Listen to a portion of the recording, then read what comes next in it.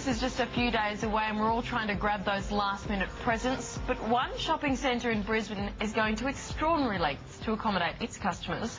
Westfield Chermside is going to open its doors today, or open its doors today at 9 a.m. It's not going to close until 6 p.m. tomorrow. All up, shops are going to be in business for 33 hours straight. So is this Christmas trading gone mad? Well, earlier, Carson Scott spoke with Scott Driscoll from the Retailers Association and began by asking whether there were any health or safety issues involved. Well, yeah, good morning. Look, the Industrial Relations Commission certainly has approved this. It's all entirely above board and 33-hour shopping marathon, you're right. Christmas cheer for some, but those poor workers, I mean, what, shifts, rolling shifts, how's it going to work? Look, I think some of the larger retailers obviously would certainly have people on rosters, and certainly the shopping centre itself would be well catered to a shifting roster. It's probably the smaller specialty retailers and the independent retailers I feel most sorry for, because quite honestly, if they can't get staff, they're probably out there with their families doing it themselves. Yeah. Scott, we are all in this together. We are all in this time of belt tightening, of recognising that the world has changed. What message does this send to Australians about being slightly more orthodox when it comes to their spending this time round? Look, I think the reality is a lot of people are realising that they are in a very strong economic position in as far as their household budgets go. So I think people are responding in a proactive way. I mean, certainly the government, the Prime Minister, has encouraged people. He's handed out an awful lot of money over the last couple of weeks to get people out to do just this. So facilitating that, and with low interest rates, low petrol prices, I think people are responding in a confident way. Yeah, what sort of buyer's market are you looking at this Christmas in terms of bargain hunters out there? What is to be found that's on the cheap?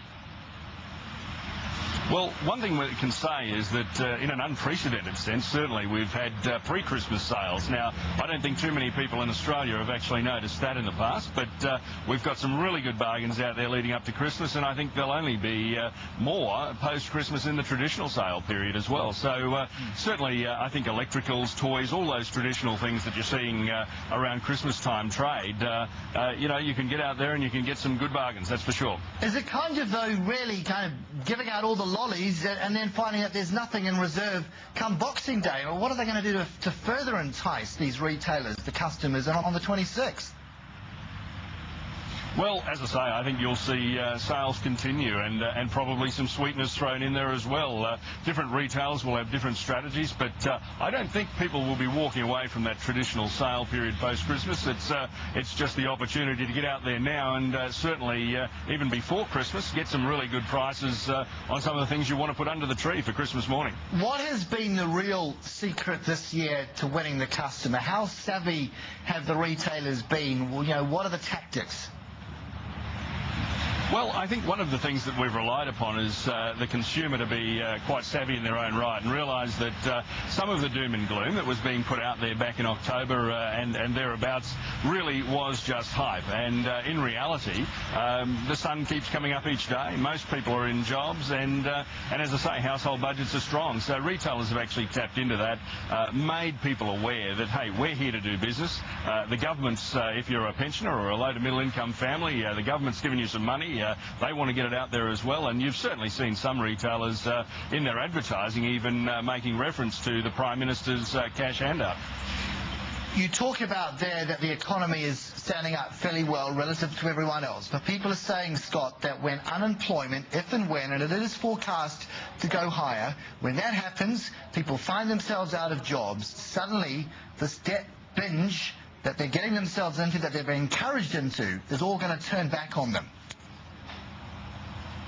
Well, I think you've got to realise that in Australia we've got nearly 1.5 million people employed in the retail sector. So by people doing what they're doing at the moment, they're actually protecting Australian jobs, and they're getting out there and making sure that many Australian families are supporting the very important and very large retail sector. And I think people are in the main acting responsibly under the circumstances. And as I say, I think household budgets are probably stronger currently than they've been in the last 12 years. What is the future, Scott, for these staff that have been taken on to sort of meet the Christmas rush?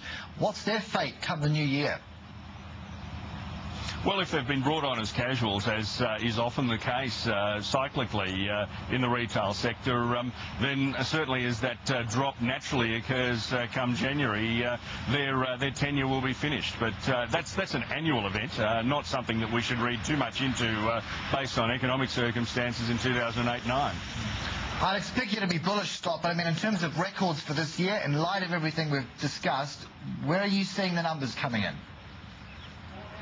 Look, well, to put it in perspective, last year things were up generally 8 or 9% across the board for retail, and that was a great year. This year, I think we'll at least match that, and I'm optimistic we're probably going to go up on that, 2 to 4%. So some pretty strong figures, considering some of the lows that we saw in consumer confidence back in October, but that's certainly bounced as well. I've seen reports in the last 4 weeks showing in fact, a 7.5% bounce out of the Melbourne Institute survey. So consumer confidence is certainly coming back, and I think the numbers will follow. What would make you change your tune? If the figures didn't follow, I suppose. In what sense? Well, just generally. I mean, what would make you sort of look out there at the landscape and say, "Hello, I was very optimistic, I was bullish, but actually, it's not all roses, a bed of roses." Well, look, I think if it didn't eventuate, but I think the numbers are out there, and the shoppers are certainly putting the money through the tills. And I'm an optimist, but I think the reality is the figures will certainly follow, and will be vindicated in our optimism.